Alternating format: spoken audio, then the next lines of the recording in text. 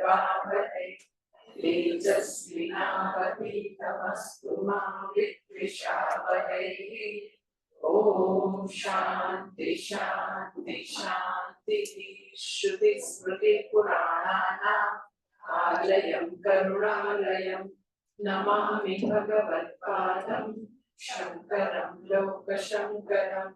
शंकरं शंकराचार्यं केशवं बादरायणं सूत्रभाष्यकृतौ वन्दे भगवन्तो पुनः पुनः। ईश्वरो गुरुरात्मेति मूर्तिभेदविभागिने व्योमवद्व्याप्तदेहाय दक्षिणामूर्तये नमः।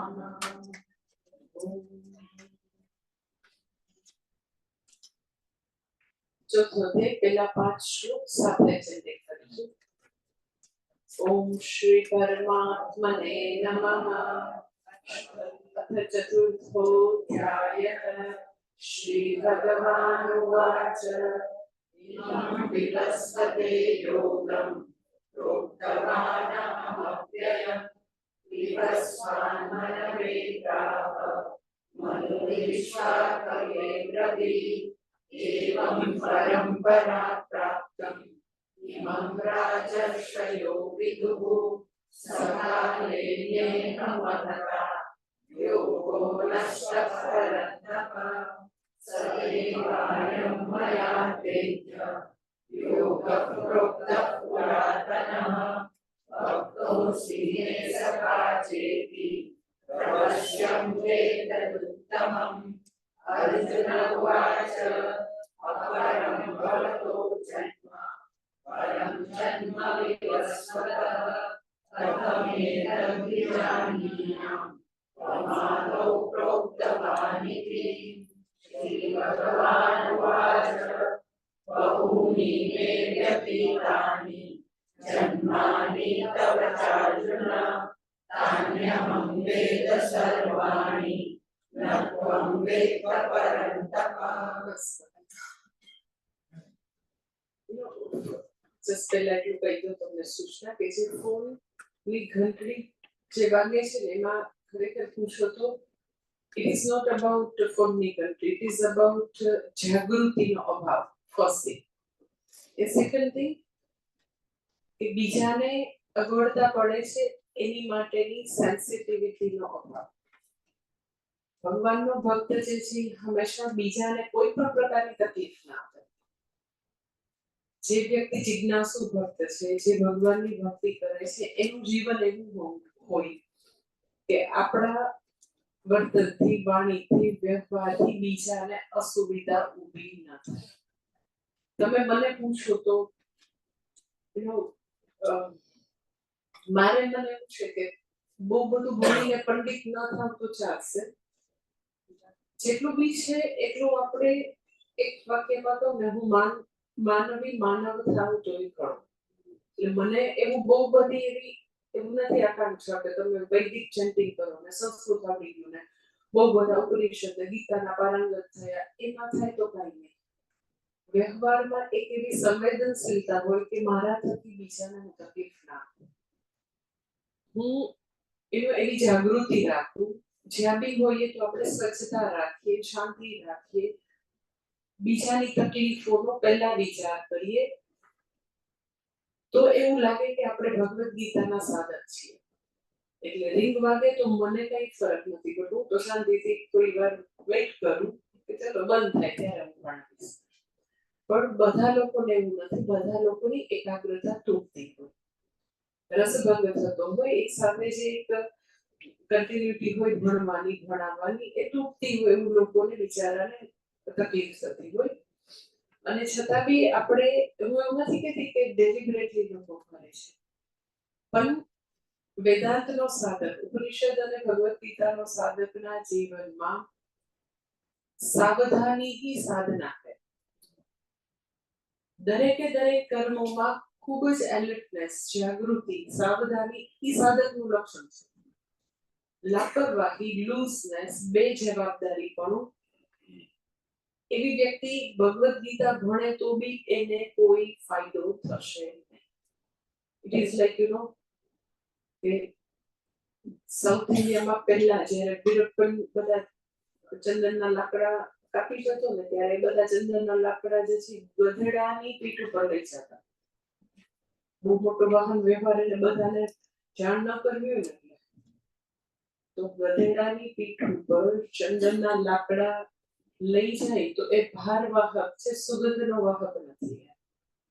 અગર આપણે બહુ બધી ભગવદ ગીતા ભણી લઈએ પરંતુ લોકોના સુખ દુઃખ માટે આપણને જરાય લજરાય તેની કિંમત ન હોય તો આપણે માત્ર શબ્દોનો ભાર વહન કરીએ છીએ. શબ્દોનું હૃદય કદી આપણા સુધી આવે. એટલે પહેલા તો ગીતાજી ભણવા માટેની લાયકાત કેળવવી. એટલે મને એવું વારે વારે કેવું એટલે નથી ગમતું. મને એવું થાય કે બધા લોકો પુખ્ત છે, સમજદાર છે, પોતાની જવાબદારી ખબર પડે છે. એટલે લૂઝનેસ અને લાપરવાહી જવી જોઈએ. એટલે બધા ધ્યાન રાખજો બીજાની કોઈ પણ રીતની અસુવિધા, કોઈ પણ પ્રકારની અસુવિધા આપણે ના કરીએ. કે સપોઝ આપણે મોડા આવીએ તો આજુબાજુને તકલીફ થાય. એટલે જેટલા વેદાંતનો સાધક હંમેશા ખૂબ જ સંવેદનશીલ હોય. અત્યારે આ મોડર્ન યુગની એવી પ્રકારની એક આડઅસર છે કે લોકોની સંવેદનશીલતા બહુ જ બુઠ્ઠી થઈ ગઈ છે. તો આપણે વધારે ને વધારે સંવેદનશીલ બનીએ, બીજાના સુખ દુઃખનો વિચાર કરીએ. ઓકે, તો હવે હું માનું છું કે બધા લોકો પૂરું થશે ત્યાં સુધી તો ધ્યાન રાખશે અને પછી બી સેન્સિટિવ બનવાનો પ્રયત્ન કરશે. ઓકે,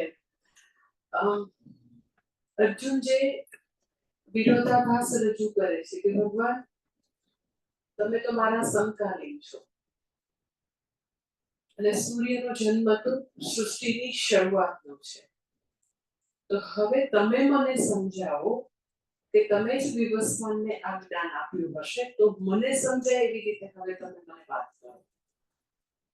એટલે હવે તો કે 5મા શ્લોકમાં ભગવાન એક કહેવાનું શરૂ કરે છે કે જેથી કરીને એને જે કોન્ટ્રાડિક્શન, સિમિંગ કોન્ટ્રાડિક્શન લાગે છે, વિરોધાભાસ લાગે છે, એ પઝલને હવે ભગવાન જાણે કે અનલોક કરે છે.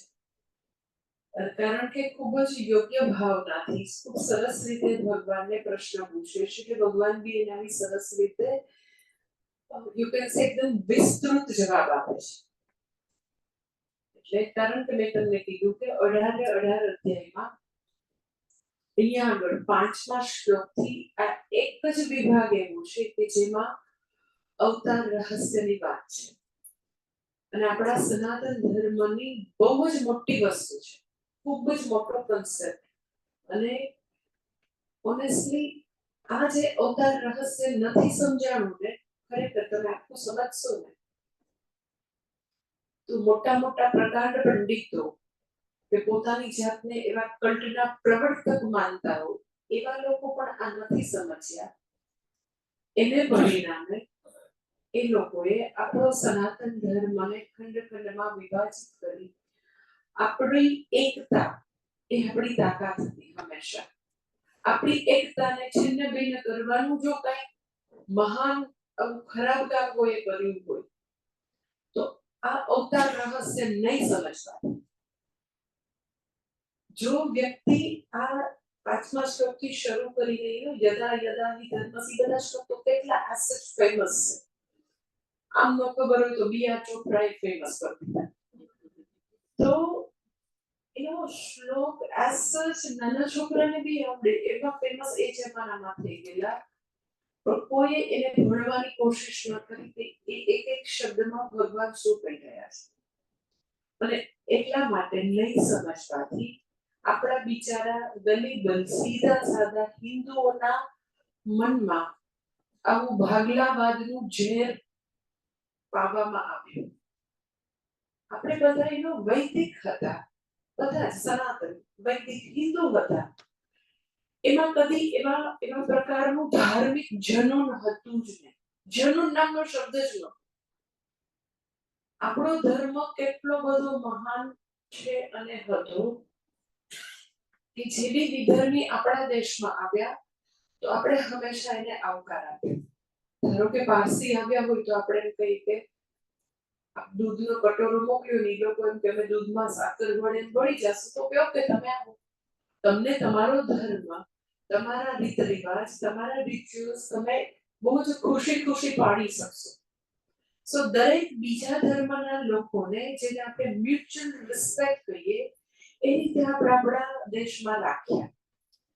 કદી એટલે કદી કોઈ બી વ્યક્તિ જેવી આસ્થા છે, જેવી પૂજા પાઠ કરે, જેવી જપ તપ કરે, જેવી રિચ્યુઅલ્સ છે, જે બી એના આસ્થાના સ્થાન હોય એને બાંધવાની એ રાજાઓએ હંમેશા એ લોકોને એવી પરમિશન આપી. કદી વિરોધ નથી કર્યો. પણ આપણે એમ કહી શકીએ કે આપણી વૈદિક, આપણી સનાતન ધર્મ બધાને એકોમોડેટ કરે, કારણ કે વિશ્વ બંધુત્વની ભાવના છે. ઈશાવાસ્ય વિદમ સર્વમ, તો શું કામ આપણે કોઈનો વિરોધ કરીએ?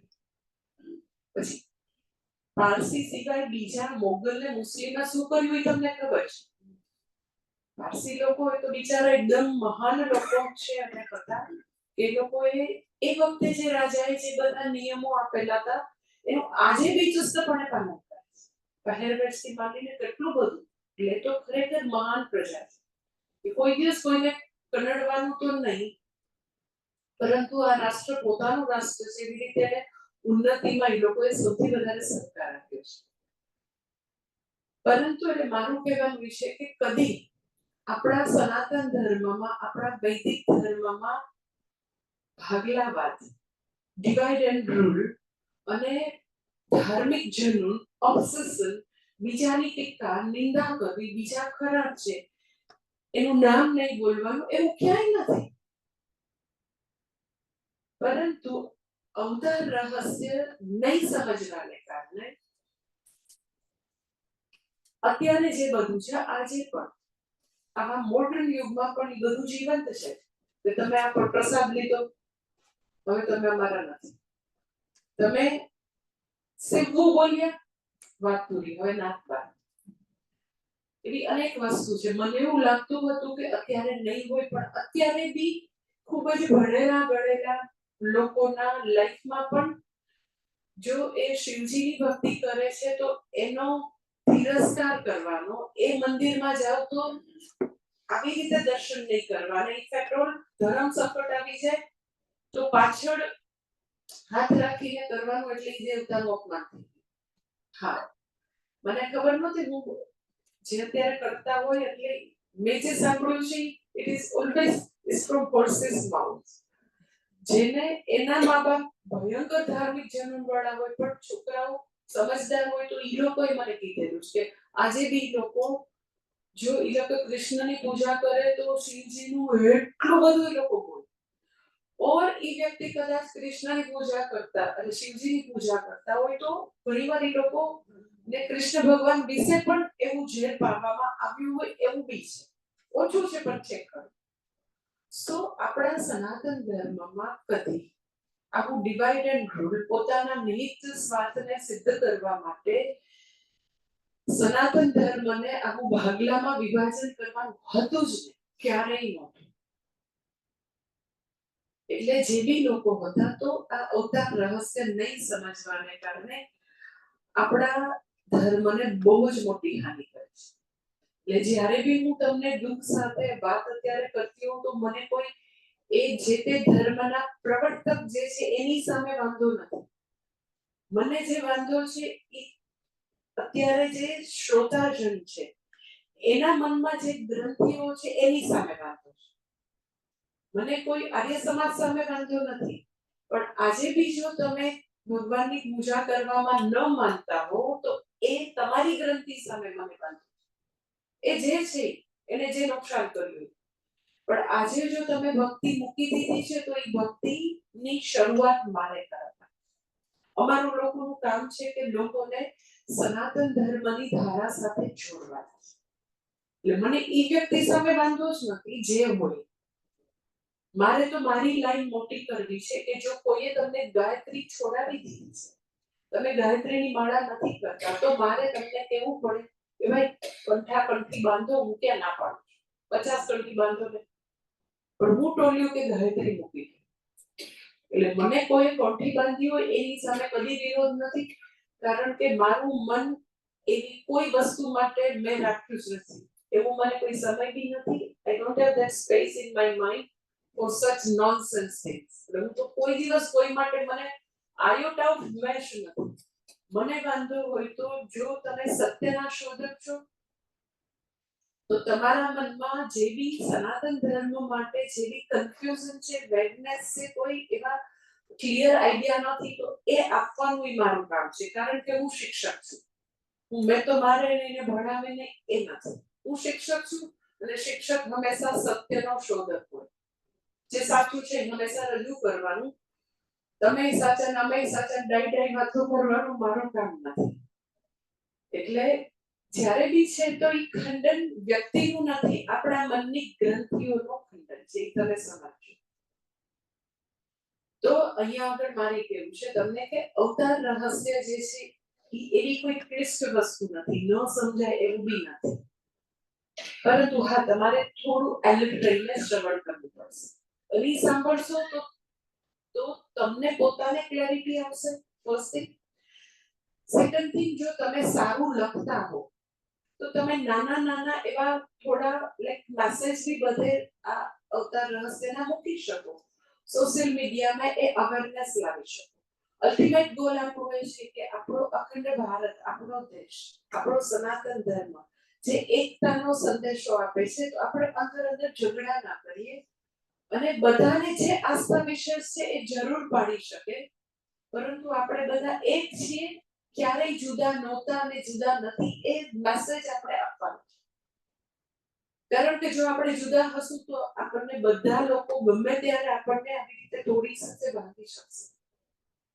ઇટ્સ લાઈક યુ નો કે કોઈ એક માણસ જઈ રહ્યો હતો તો એને ઉપાડીને પથ્થરો બિચારો કૂતરો બેઠો હતો ને મારી, તો કૂતરો બિચારો કરતો ઊભો થઈને જતો રહ્યો. કારણ કે જોયું કે આના હાથમાં તો પથ્થરો છે. ઈ જ માણસને થોડું આવી રીતે હાથા જતા જ્યાં તે પથ્થર ટકવાની આદત, એટલે આગળ હજી નાથમાં પથ્થર હતું તો એક મોટો મધુકુળામાં નાખ્યો. તો શું કરવું પડ્યું? પોતે ભાગવું પડ્યું. કારણ કે બધી મધમાખીઓમાં એકતા છે. એકતા છે તો એ માણસે ભાગવું પડ્યું. પેલો ડોગ એકલો છે તો કૂતરાએ ભાગવું પડ્યું. એટલે આપણી તાકાત, હિન્દુની તાકાત એની એકતામાં છે. આપણે એક જ સનાતન ધર્મના, આપણે ભારત માતાના સંતાન થઈને આસ્થા વિશ્વાસને કારણે આપણે એકબીજાનો આવી રીતે દ્વેષ કરીએ, ઝઘડિયા કરીએ, તો કોઈ બી લોકો એ બાંગ્લાદેશમાં જ્યારે એ લોકોએ મારવાનું ને આવી રીતે લૂંટફાટને જે ખરાબ રીતે જે રીતે બધાને પરેશાન કર્યા છે, મારાથી તો એ વિડીયો જોઉં તો રાત્રે ઊંઘ નહોતી. તો ત્યારે એને એવું નહોતું કીધું ઓકે ઇસ્કોન વાળા મારો, સ્વામિનારાયણ મારો, નો, હિન્દુ છે એટલે મારો. સમજાય છે? This is very big thing. તો આપણે એકબીજાની આસ્થા વિશેષ માટે એક જ હું શબ્દ કહીશ કે મ્યુચ્યુઅલ રિસ્પેક્ટ ની ભાવના તો આવશે જો આપણે અવતાર રહસ્યને સમજીશું. અને ખરેખર પૂછો તો જુદા જુદા ભગવાન કે જુદા જુદા દેવતા જેવી વસ્તુ જ નથી. એક જ તત્વ જુદા જુદા રૂપ લઈને આપણી સામે બેસી રહ્યું છે. એક જ તત્વ છે. એ કેવી રીતે એ હવે આપણે જોઈએ. એ સૌથી પહેલું ભગવાન કહે છે અહીંયા આગળ અર્જુનને કે તારા ને મારામાં અમુક વસ્તુ સમાન છે, એક વસ્તુ સમાન છે અને એક વસ્તુ આપણા બેમાં તદ્દન જુદી છે. એટલે શું કહે છે અર્જુન? મેં બહુની જન્માની વ્યતિતાની ચ તવ. હે અર્જુન, તારા બહુ બધા જન્મ થઈ ગયા, મારા બહુ બધા જન્મ થઈ ગયા. અર્જુનને તો બહુ મજા આવે છે. હે તો આપણે બે સરકાર. બીજી લાઈનમાં કે છે ધીરે રહીને ભગવાન, પરંતપ અહમ તાની સર્વાણી વેદ ત્વમ ન વેદ. તારા ને મારા ઘણા બધા જન્મ થઈ ગયા, એ મારા બધા જન્મને હું જાણું છું. નત્વમ વેદ, તું એ એક જન્મને જાણતો નથી. થેન્ક ગોડ જસ્ટ ઇમેજિન કરો કે આપણને આપણા આગલા 10 જન્મ ખબર એની મેમરી છે 10 જન્મની, અને 10 માની ગયો કે હાઇપોથેટિકલી 10 મનુષ્ય જન્મ હતા અને 10 ની મેમરી ભગવાને રાખી. તો અત્યારે લોકો સ્પાઉસ પતિ પત્ની ઝઘડે ને, પણ તમે 10 વર્ષ પહેલા મને આમ કીધું હતું, અને જ્યારે આપણે ત્યાં ગયા હતા ને કાશ્મીર ફરવા, ત્યારે તમે આમ જ પૈસા માટે ઝઘડો કર્યો હતો. હવે સપોઝ 10 જન્મ યાદ હોય, તમે 5મા જન્મમાં મને આમ કીધું હતું, અને 6થા જન્મમાં તો તમે આવી જ રીતે કરતા હતા. સાથે સાથે જન્મની માંગણી હું કામ કરી તમારી પાસે ભગવાન પાસે? ભગવાને જ્યારે બચ્ચું જન્મે બાળક, ત્યારે એને ટોટલ બ્લેન્ક ફ્લોપી સાથે કોઈ પણ પ્રકારનો કોઈ ડેટા વિના ભગવાને એનો જન્મ આપ્યો. કેટલું સારું! આગલા જન્મની ટોટલી કોઈ મેમરી હોય જ નહીં, એબ્સોલ્યુટલી નો મેમરી. ખાલી રેરેસ્ટ રેર કેસમાં ભગવાને પુનર્જન્મની મેમરી અમુક લોકોને આપી છે, લાઈક લાખે એકાદ વ્યક્તિને. શું કામ? તો કે અગેન જે લોકો નાસ્તિકો છે એને બતાવવા માટે, કારણ કે એવા બી દર્શન છે આ યુગમાં કે એ લોકો પુનર્જન્મ માને છે. 4 વાર ઘણા છે, મારે નામ નથી લેવું, કેમ કે જે છે એ અહીંયા જ છે. એટલે ભગવાન કહે છે કે મારા ઘણા બધા જન્મ થઈ ગયા, તારા બી ઘણા બધા જન્મ થઈ ગયા, મને મારા બધા જન્મો ટોટલી વિદિત છે, તને નથી. તો ભગવાનના ઘણા જન્મ કે રામ અવતાર થઈ ગયો, કૃષ્ણ ભગવાન પહેલા રામ અવતાર છે. એટલે તારક મંત્ર જે છે એમાં પહેલા હરે રામ આવે, હરે કૃષ્ણ આવી જ ન શકે. કલ્ટ એનું નામ કે જે લોકો એવું માને કે વેદના મંત્રોની ઉપર આવે છે. સમજે છે કોને કલ્ટ કહેવાય? હવે વેદની અંદર તારક મંત્ર છે, અને એને હરે રામ રામ રામ હરે હરે હરે કૃષ્ણ એટલા માટે કર્યું કે પહેલા રામ અવતાર છે, પછી કૃષ્ણનો અવતાર આવે. તો પહેલા રામ જ હતા, પહેલા કૃષ્ણ.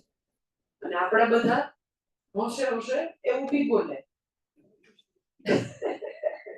એનીવે, અગર ખાલી હું તમને હવે કનેક્ટ કરું છું કે તમને ખ્યાલ આવે સનાતન ધર્મ કોને કહેવાય, અને આવા કલ્ટ કે વાળા કે જે સનાતન ધર્મથી પોતાની જાતને ઉપર માને છે, ખાલી તમને જાણ માટે. તો ભગવાનનો રામાવતાર થયો, કૃષ્ણ અવતાર થયો, ભગવાનનો કુર્મ અવતાર થયો, મત્સ્ય અવતાર થયો, નૃસિંહ અવતાર થયો, ઘણા બધા અવતાર થયા ભગવાનના. તો ભગવાન કહે છે કે બધા અવતાર મને બરાબર જ્ઞાત છે, પણ તને જે બધા અવતાર થયા, તારા જેટલા જન્મો થયા, એ બધા જન્મ જીવ જે છે એ કદી જાણતો, અર્જુન નથી જાણતો, એટલે જીવ કદી જાણતો નથી, પણ ભગવાન હંમેશા જાણે છે. શા માટે મનુષ્ય જે છે એ પોતાના જન્મો નથી જાણતો? એની વાત આદિ શંકરાચાર્યજી ભાષ્યમાં કરે છે કે શા માટે નથી જાણતો અને શા માટે ભગવાન જાણે છે. બેયનું રીઝન ભાષ્યમાં છે, હું વાંચું છું કે છે બહુની મે મમ વ્યતિતાની અતિક્રાંતાની જન્માની તવ ચ હે અર્જુન તાની અહમ વેદ જાને સર્વાણી નત્વમ વેદ. તું જાણતો નથી. શા માટે? તો હવેનું રીઝન આપે છે ધર્મ પ્રતિબદ્ધ જ્ઞાન શક્તિ.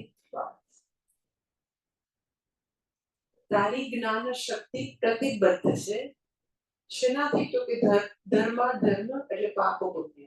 એટલે શું? મનુષ્ય જે છે પોતાના આગલા બધા જન્મો જે છે એને જાણતો નથી. એનું રીઝન કે છે કે આપણા બધાના જન્મ નું કારણ, આપણા જન્મ સમયનું કેપિટલ કે રીઝન જો કાંઈ હોય તો એક જ છે સ્વ વિષયક અજ્ઞાન. આપણે આપણી જાતને જાણતા ન હતા. આગલા જન્મમાં જ્યારે આપણું ડેથ થઈ મનુષ્ય તરીકે, તો આપણે જન્મ્યા ત્યારે અજ્ઞાન લઈને આવ્યા, પાછા પૃથ્વીમાંથી વિદાય ગયા તો અજ્ઞાની તરીકે જ વિદાય લીધી.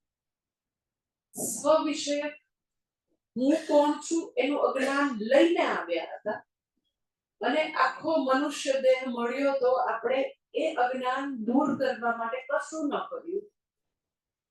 એટલે ઇન ધ પ્રોસેસ શું થયું તો કે જ્યાં સુધી અજ્ઞાન છે ત્યાં સુધી મનુષ્ય એવું જ માને કે હું કરું છું. અજ્ઞાનથી હંમેશા એવું થાય કે હું બોલું છું, હું ચાલું છું, હું નિર્ણય લઉં છું, હું બિઝનેસ કરું છું, હું નોકરી કરું છું, બધે હું કરું છું. સો ઇન અધર વર્ડ કર્તૃત્વ છે. કર્તૃત્વ છે તો ભોક્તૃત્વ આવે છે. કરીએ છીએ કર્મ કરો એટલે કર્મ નામના સિક્કાની બીજી બાજુ કર્મફળ છે. કર્મ કરો ફળ અવશ્ય ભાવે. એટલે હવે અજ્ઞાન છે. અજ્ઞાનને કારણે આપણે આપણી જાતને કરતા માનીએ. કર્મ કર્યું એટલે શું આવ્યું? કર્મનું ફળ. કર્મનું ફળ આવે એટલે શું થાય? બે પ્રકારના ફળ હોય. એક પાપાત્મક ફળ હોય, એક પુણ્યાત્મક. હવે કર્મફળનો પાછો એવો સિદ્ધાંત છે. જો કર્મનો સિદ્ધાંત શું છે? કર્મ કરો એટલે ફળ આવે ને આવે છે. હજારો ને કરોડો જન્મ વીતી જાય તો બી આપણું કરેલું કર્મ જે છે એ કર્મફળ આપે ને આપે છે. એટલે કર્મ કદી એડ્રેસ બોલતું નથી. જેણે કર્મ કર્યું છે એને જઈને વળગી છે કર્મફળ. કર્મફળનો સિદ્ધાંત શું છે? તો કે તમને એ બે પ્રકારના કર્મફળ આપ્યા કે એક તમને અમુક કન્વીનિયન્ટ કમ્ફર્ટેબલ સિચ્યુએશન આપનારું, ધેટ ઇઝ પુણ્ય અનફોલ્ડ થાય. પુણ્ય અનફોલ્ડ થાય એટલે તમને સુખ આવશે હું નહીં કહું, પણ કમ્ફર્ટેબલ સિચ્યુએશન. કમ્ફર્ટેબલ સિચ્યુએશનમાં કેવી રીતે દુઃખી થવું? બધા માણસો પીએચડી થઈ ગમે તેવું તમે સારામાં સારી જગ્યાએ રાખો, આટલા સરસ ગંગા કિનારે રસોઈ નહીં કરવાની, બેલ પડે એટલે જમવાનું, બધી જ સુવિધા બધું આમ ક્યાંથી દુઃખી થવું સાચે બધાને આવે. સો જ્યારે પુણ્ય અનફોલ્ડ થાય એટલે બધું કન્ડ્યુસિવ, કમ્ફર્ટેબલ, કન્વીનિયન્ટ છે. પાપ અનફોલ્ડ થાય એટલે દુઃખાત્મક બધી વસ્તુ હોય, ખૂબ જ મુશ્કેલી આવે, ખૂબ જ જુદા જુદા પ્રકારના અવરોધો આવ્યા કરે. એ પાપ અનફોલ્ડ થયું. હવે જ્યારે આપણે કમ્ફર્ટેબલ સિચ્યુએશન કે પછી આવી ઓબ્સ્ટેકલ વાળી સિચ્યુએશન ને જ્યારે ભોગવી રહ્યા છીએ, એ કર્મફળને જ્યારે એક્ચ્યુઅલી આપણે એક્ઝોસ્ટ કરી રહ્યા છીએ, ત્યારે શું કર્યું? ત્યારે નવા કર્મો બાંધ્યા.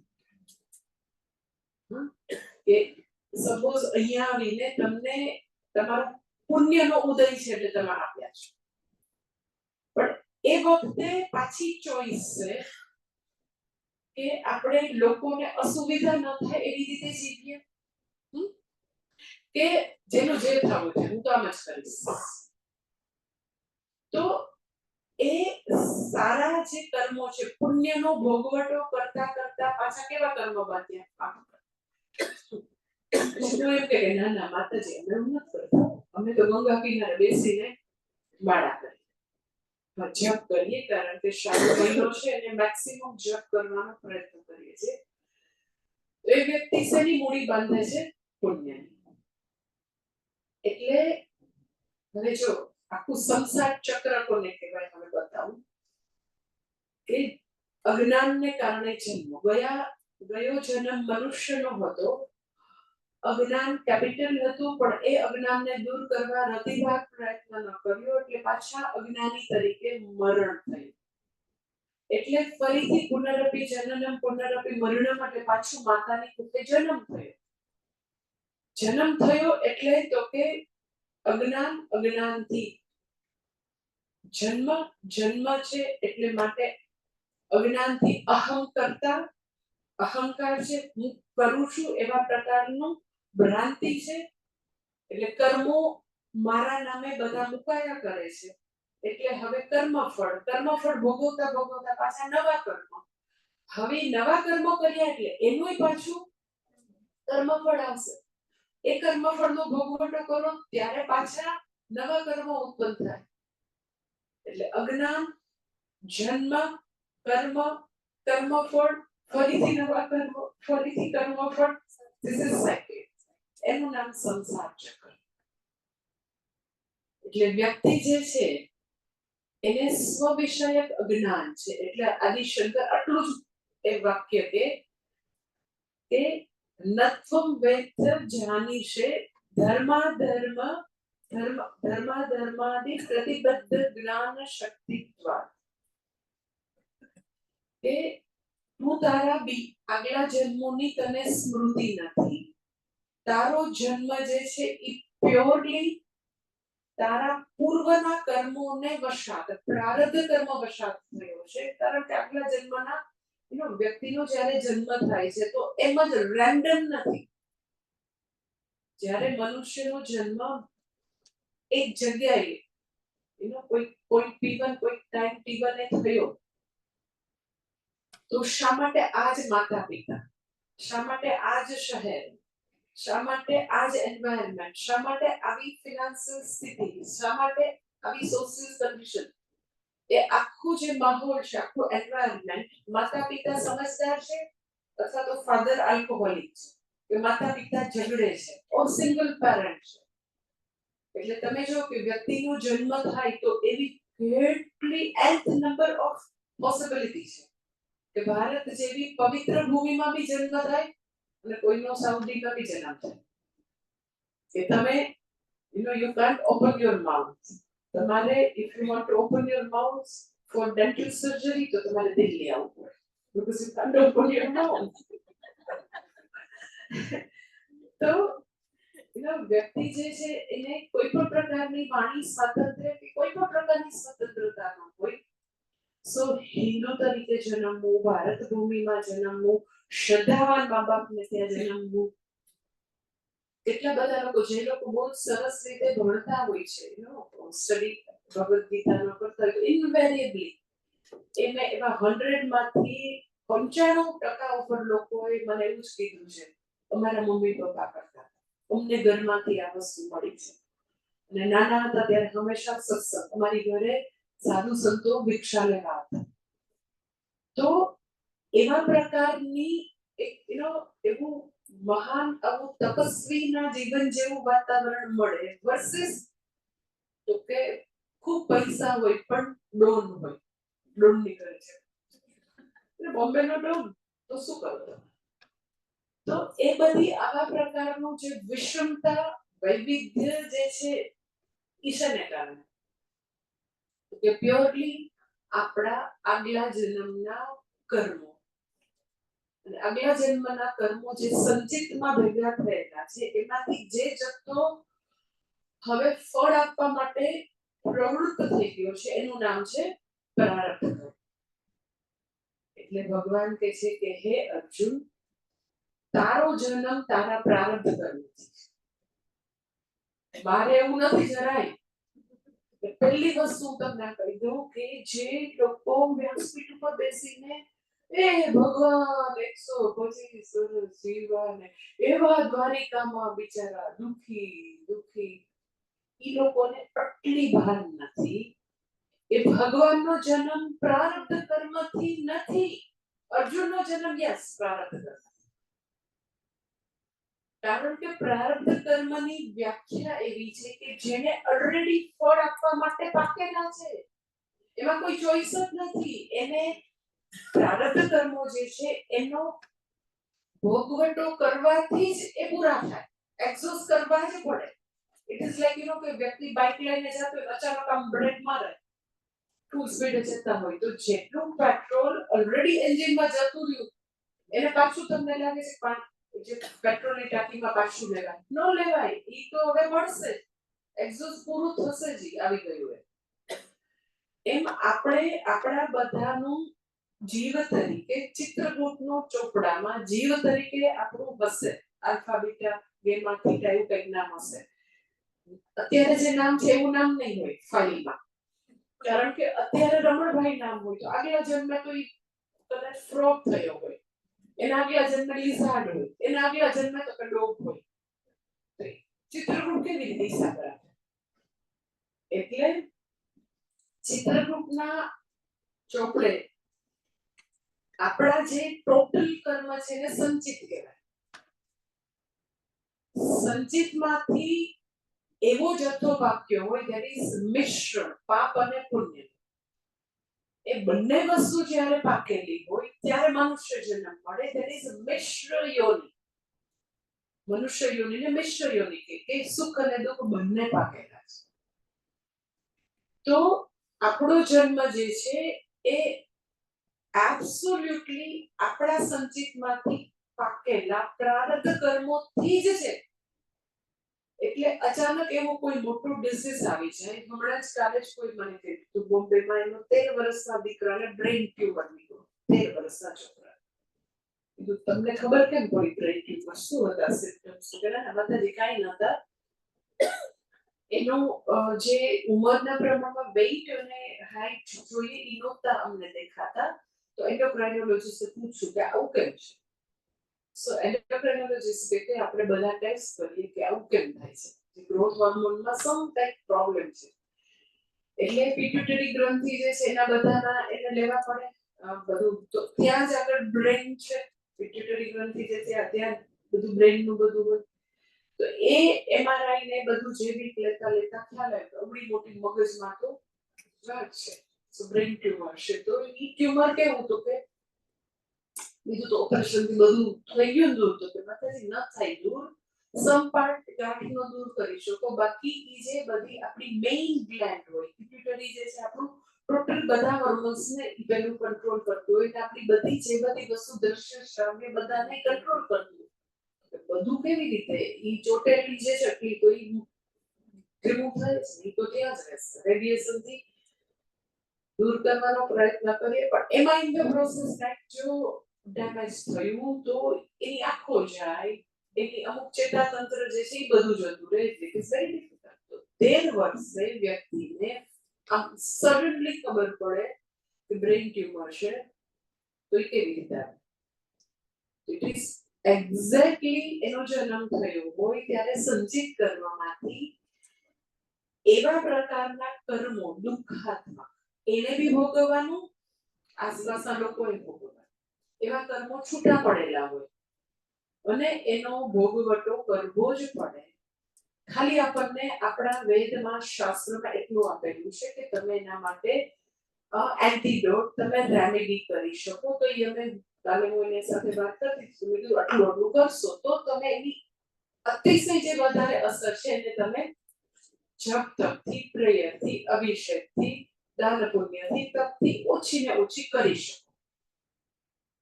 પણ કે એક્ઝેક્ટલી મનુષ્યનો જે આખી જે જીવન યાત્રા છે એ યાત્રા પોતે કરેલા પૂર્વે કરેલા કર્મો વશાત યાત્રા છે.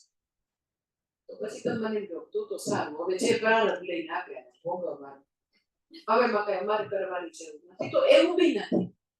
ખાલી એટલે ખાલી એ પ્રારબ્ધની યાત્રા નથી. મનુષ્ય જન્મ જે છે પ્રારબ્ધ અને પુરુષાર્થનું મિશ્રણ છે. એટલે પુરુષાર્થ ઇન્ટરવીન કરી શકે કઈ રીતે? તો કે રોજ અભિષેક કરો, મહામૃત્યુંજયના જાપ કરો, એ પુરુષાર્થ છે મારો. મેડિકલ સાયન્સથી હું ઓપરેશન કરું, રેડિયેશન કરું, એ મારો પુરુષાર્થ છે. પ્રારબ્ધમાં લખેલું ભોગવવાનું એવું કઈ છે. મનુષ્યના જીવનમાં પ્રારબ્ધની સાથે સાયમલ્ટેનિયસલી પુરુષાર્થ ચાલતો જ આવે. જો પ્રારબ્ધ કર્મો થોડા વીક છે, મંદ મધ્યમ પ્રારબ્ધ છે, પુરુષાર્થ તમે ખૂબ જ વધારે કરો છો, તો સત્યવતીની જેમ સત્યવાનને લઈ આવી યમરાજા પાસેથી, તો એવું બી થઈ શકે. એ બધી કથા આખ્યાયિકા એના માટે જ છે કે મનુષ્ય જીવનમાં પ્રારબ્ધ કરતા પુરુષાર્થ બળવા જ કરી શકો. જો માણસમાં તાકાત હોય તો પુરુષાર્થ પણ કોણ ના પાડે છે. એટલે ભગવાન અહીંયા કહે છે કે હે અર્જુન, તારો જન્મ તે જે પૂર્વે વાવેલા હતા એને કારણે છે. તારે 12 વર્ષ વનવાસ કે વાવેલું, 1 વર્ષ અજ્ઞાતવાસ વાવેલું, પછી સાથે એવા તમે કર્મો બી કર્યા, યુધિષ્ઠિરે કર્મો બી કર્યા, એવા અવળા કર્મો. તો જે બી ભોગવવાનું હોય એ વધારે ભોગવવાનું આવે. એટલે અર્જુનના જીવનમાં, પાંડવોના જીવનમાં, દ્રૌપદીના જીવનમાં જે આવ્યું એના પૂર્વના કર્મો અને કરંટમાં એ લોકોએ જે બી અવળા કર્મ કર્યા, ધાર્મિક કર્યા, નથી બરાબર કર્યા, એને કીધું એક આંધળાનો દીકરો આંધળો છે, ઓર જુગાર રમવાનું કે તો ઝૂકી જાય, તો એ અધર્મની વસ્તુ એને ફોલો કરી. કોઈ એને કીધું નહોતું કે જુગાર રમવાનું, તો એ ચોખ્ખી ના પાડી શકે કે ભાઈ મારે આવા ધંધા નથી કરવા, હું તો ધર્મપુત્ર છું, જુગારથી તો હું જોજોનો દૂર છું. ભાઈ ખોટા ડિસિઝનથી વ્યક્તિ જે છે એ પાછા ત્યારે ને ત્યારે એવા અવળા પોતાના કર્મ બાંધી શકે છે. પણ ઇન શોર્ટ, જીવ કે મનુષ્ય જે કઈ ભોગવે છે અત્યારે, તો ઈ એના પ્રારબ્ધ ઓર અત્યારે વર્તમાનમાં એને કઈક એવા કરેલા છે ઈ ભોગવે છે. ભગવાનનું એવું નથી, બિલકુલ નથી. જીવ જે છે ઈ કર્મ વશાત છે, પ્રારબ્ધ કર્મોના ફંદામાં છે, માયાના ફંદામાં છે. જ્યારે ભગવાન તો માયા શક્તિને પોતાના વશમાં લઈને પોતે પોતાનું શરીર, પોતે ચાહે એવું શરીર પોતે હંમેશા સર્જતા આવ્યા છે. કે પ્રહલાદની એવી માંગણી હોય તો પોતે નક્કી કરે કે હવે હું આવું શરીર આપીશ. હિરણ્યકશિપુ ભલે ને ગમે તેવી માંગણી કરે, 30 નો મરો, રાતે નો મરો, 12 નો મરો ને અંદર ગમે તે કરે, પણ મારા ભક્તની રક્ષા માટે હું પાછું વિશેષ શરીર ધારણ કરીશ. તો જ્યારે જ્યારે જે વસ્તુની જરૂર પડી, લાઈક મંદરાચલ જે છે એ આમ ખસી જાય તો કે ચલો હું તો કચબો બનીને આવી જઈશ, તો એ કોઈના પ્રારબ્ધ કર્મો નથી કરે. ભગવાન તમારે કાચબો બનવાનું, તમારે મત્સ્ય બનવાનું, તમારે આખું નૃસિંહ અવતાર લેવાનું, મનુષ્ય નહીં ને સિંહ બી નહીં ને કેવું તમારું તો શરીર વિકરાળ રૂપ લઈને, કેવા કર્મો હશે હે ભગવાન, કેવા વિકરાળ રૂપ. તો એ થોડી ના એના કર્મો વશાત છે. મનુષ્ય જે છે જીવ હંમેશા કર્મો વશાત, આઈધર પાસ્ટના ઓર કરંટ, પણ કર્મો વશાત. ભગવાન કદી પણ કર્મો વશાત નથી. ભગવાનનો જન્મ એઝ ગો છે, જાણે કે છે. શા માટે આવ્યો તો કે આપણે બધાએ માંગ્યું હતું કે તમે આવા સરસ મજાના નીલમય શ્યામ સરસ મજાનું રૂપ લઈને આવો, પછી આવી બાંસુરી બજાવો, પછી આવી બધી લીલાઓ કરો, તો એ લીલાઓ ઉપર અમે સરસ મજાનું ધ્યાન કરી શકીએ, અમારી ભક્તિ વધે, અમારી શ્રદ્ધા વધે. તો બહુ બધા હજારો વર્ષથી હજારો એવા ભક્તોની પ્રાર્થનાથી ભગવાને પોતે પોતાનું શરીર સર્જ્યું છે.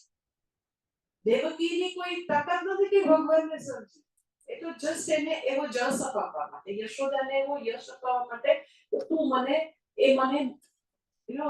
બાલ્યાવસ્થાનું સુખ મળે એને ઉછેરવાનું, તો ચલો એ મારી માતા. એટલે સામાન્ય જન તો એમ કે એવી રીતે ભ્રાંતિમાં અને ભૂલમાં આવી જાય કે ખરેખર ભગવાન આવે. જે લોકો વ્યાસપીઠ ઉપર બોલે છે આવી રીતે પુસ્તકો ખોલીને, એ બધા મોટા મોટા પુસ્તકો આપણા ધર્મ ગ્રંથોને જે ન્યાય આપવા બેઠા હોય, તો બધાની શિક્ષક તરીકે, કથાકાર તરીકે, આચાર્ય તરીકે બધાની એવી ડ્યુટી છે કે ભણીને, જાણીને, સમજીને આપણો સંપ્રદાય જે છે, આપણું મહાન આપણો સનાતન ધર્મને સમજીને બોલાય.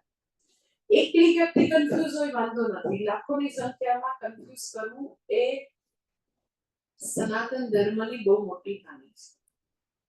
એટલે સૌથી પહેલો આ સિદ્ધાંત તમે સમજો કે ભગવાનના અનેક જન્મો, જીવના પણ અનેક જન્મો. ભગવાન જે છે એ બધા જ જન્મો જાણે છે, કારણ કે એનો જન્મ કદી પ્રારબ્ધ કર્મ વશાત નથી. જીવનો જન્મ હંમેશા પૂર્વે વાવેલા કર્મો વશાત જ છે.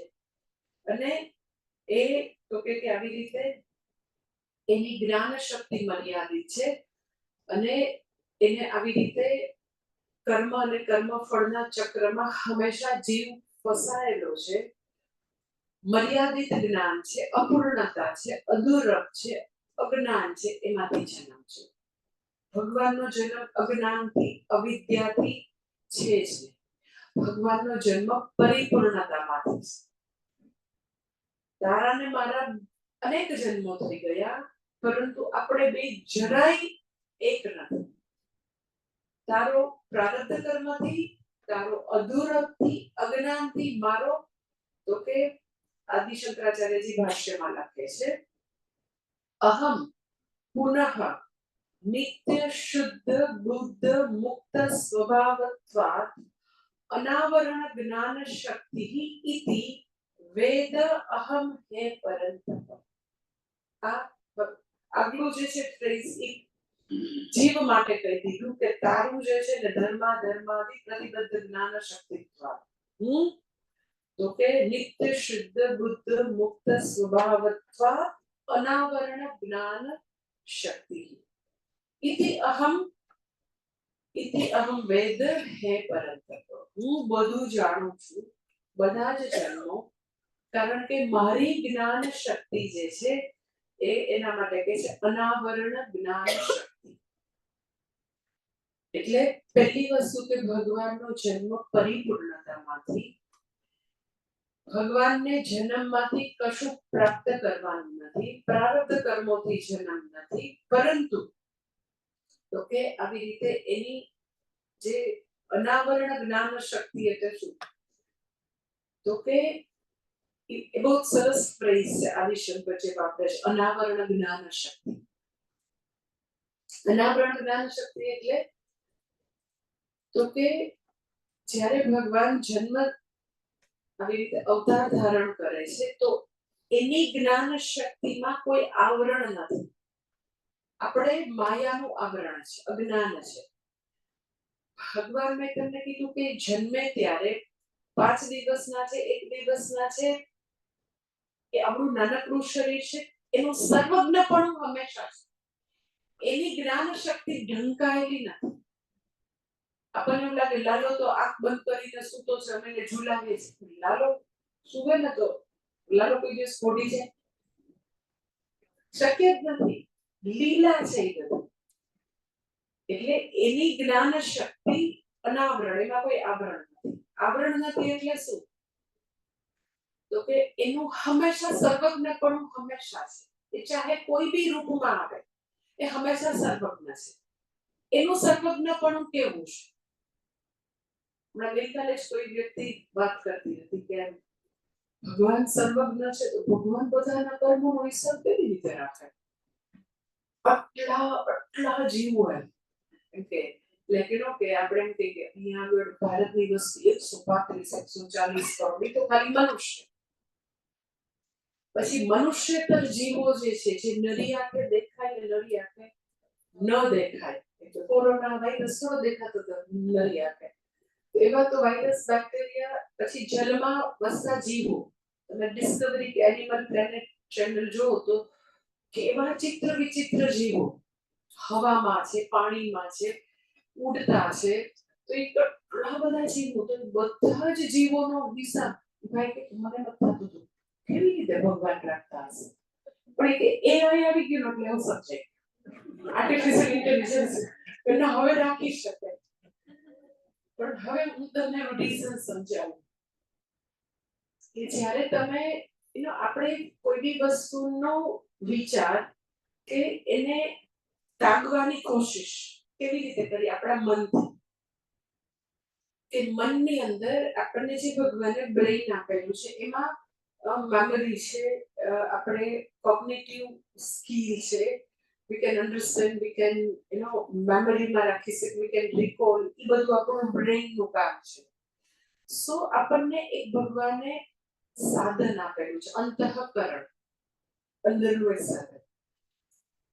હવે આપણે ભગવાનનું સર્વજ્ઞપણું આપણી પાસે છે ને સાધન, કે આપણે મેમરી આપણે યાદ રાખીએ, એમ એ જ રીતે આપણે ભગવાનને જોવાની કોશિશ કરીએ.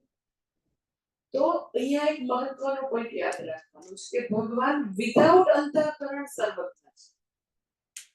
જ્યારે અંતઃકરણથી તમે કોઈ બી વસ્તુનું જ્ઞાન પ્રાપ્ત કરવાની કોશિશ કરો તો ઇટ ઇઝ ઓલવેઝ 1 by 1. જ્યારે એટ અ ટાઈમ એક જ વૃત્તિ હોય કે હું એમ એક વસ્તુ નું ધ્યાન આપવું, એના વિશે વિચારવું, પછી બીજી વસ્તુ વિશે વિચારવું, પછી ત્રીજી વસ્તુ વિશે વિચારવું. એમ કે હું ઓમ નમઃ શિવાય બી બોલવું ને પછી દૂધવાળો આવ્યો કે કામવાળી આવી તો એટ ટાઈમ ત્રણ વૃત્તિ ન રહે. કાં તો શિવજી છે અને કાં તો કામવાળા બેન છે.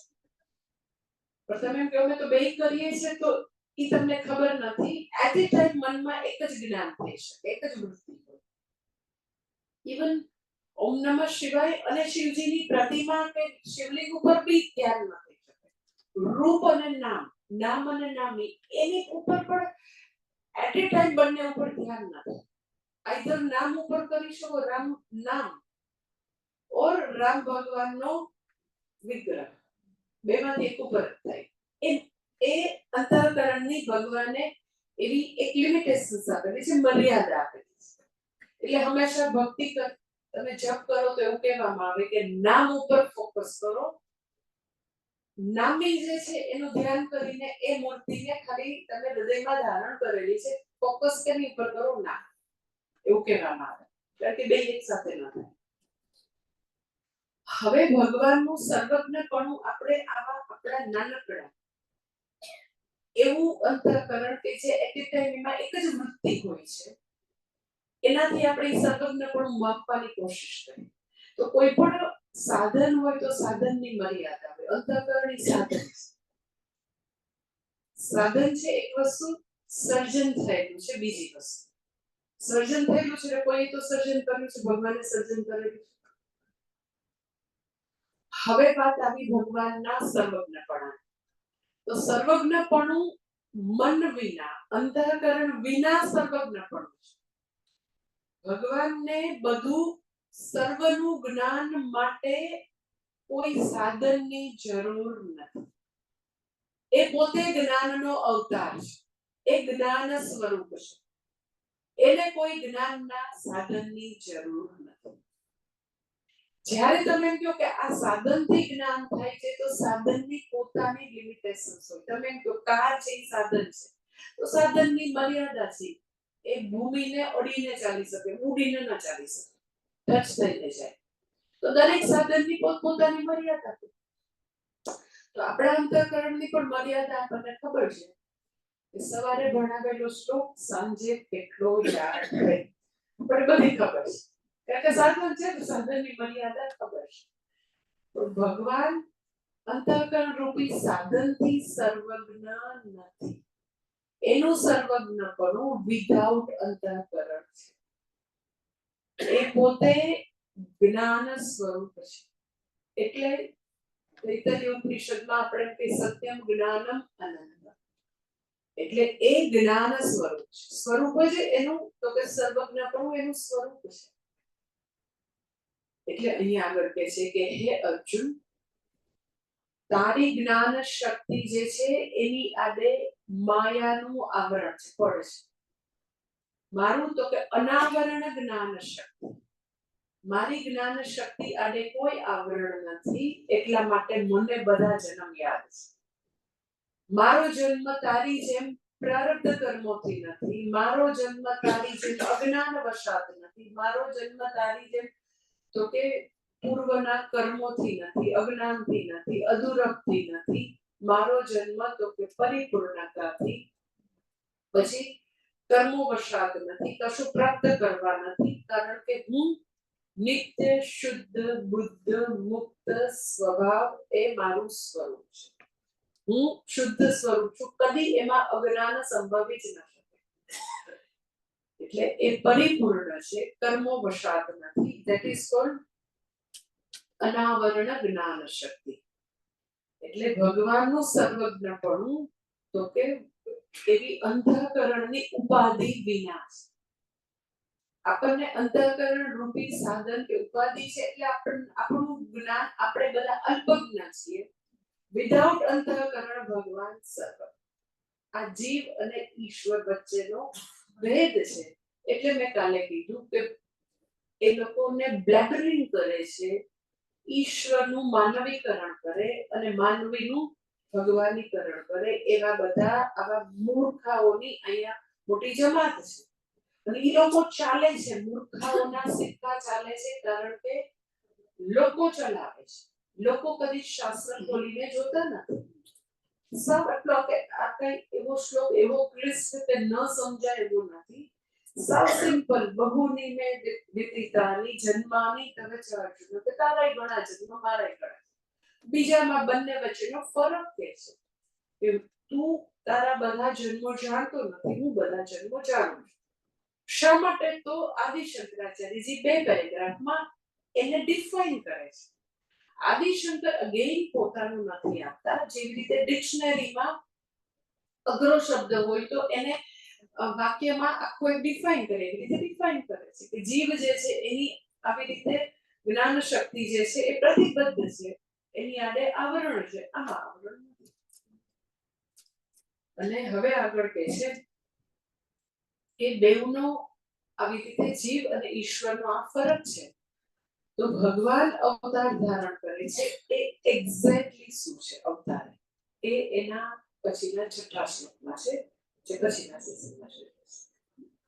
ઓમ પૂર્ણમદ પૂર્ણમિદં પૂર્ણાત પૂર્ણમુદચ્યતે પૂર્ણસ્ય પૂર્ણમાદાય પૂર્ણમેવાવશિષ્યતે.